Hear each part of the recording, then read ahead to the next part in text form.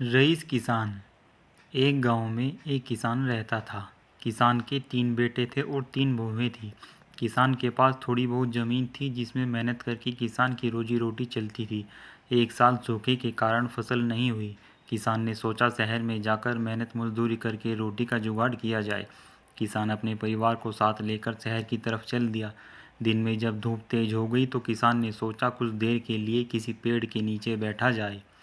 वे एक घनी छाया वाले बरगद के पेड़ के नीचे बैठ गए। किसान ने सोचा कि खाली बैठने से भला कोई काम कर लिया जाए।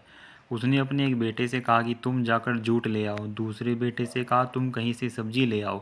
तीसरे बेटे से कहा तुम कहीं से खाने का बाकी सामान ले आओ। किसान ने अपनी बहुओं को भी काम पर लगा दिया। एक को कहा तुम पानी ले आओ, दूसरे से कहा तुम लकड़ी ले आओ, तीसरी से कहा तुम आटा गूंद लो। सब अपने अपने काम पर लग गए।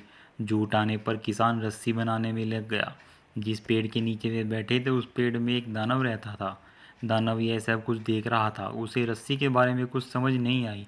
वह पेड़ से नीचे उतरा और किसान से पूछने लगा, आप इस रस्सी से क्या करोगे? किसान कुछ नहीं बोला, अपना काम करता रहा। दानव ने फिर किसान से पूछा, आप यह रस्सी क्यों बना रहे हैं? किसान ने कहा, तुम्हें बांधने के लिए। यह सुनकर दानव डर गया और बोला, आपको जो कुछ भी चाहिए मैं देने को तैयार हूँ, आप मुझे छोड़ दीजिए। यह सुनकर किसान ने कहा, मुझे अभी एक बक्सा सोने का भरा हुआ दे दो तो मैं तुम्हें छोड़ दूंगा। दानव उसी समय एक बक्सा सोने से भरा हुआ ले आया और किसान से बोला, ये लो सोने से भरा बक्सा और यहाँ से चले जाओ। किसान ने सोने का बक्सा लिया और गांव की तरफ चल दिया।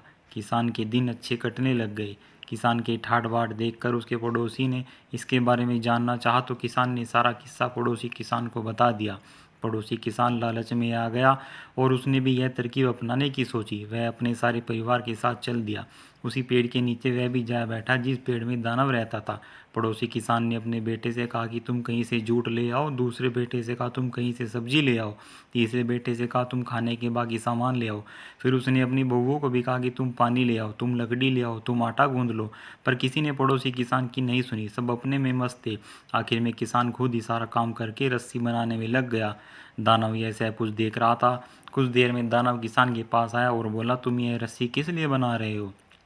किसान ने सोचा दानव डर गया है। किसान हंसते हुए बोला, तुम डर गए हो, यह रस्सी मैं तुम्हें बांधने के लिए बना रहा हूँ। इस पर दानव जोर से हंसा और बोला, तुम्हारा अपना परिवार तो तुमसे नहीं डरता, मैं तुमसे क्या डरूंगा? पहले अपने परिवार को बांध लो, फिर किसी को बांधना। यह कहकर दानव पेड़ में चला गया।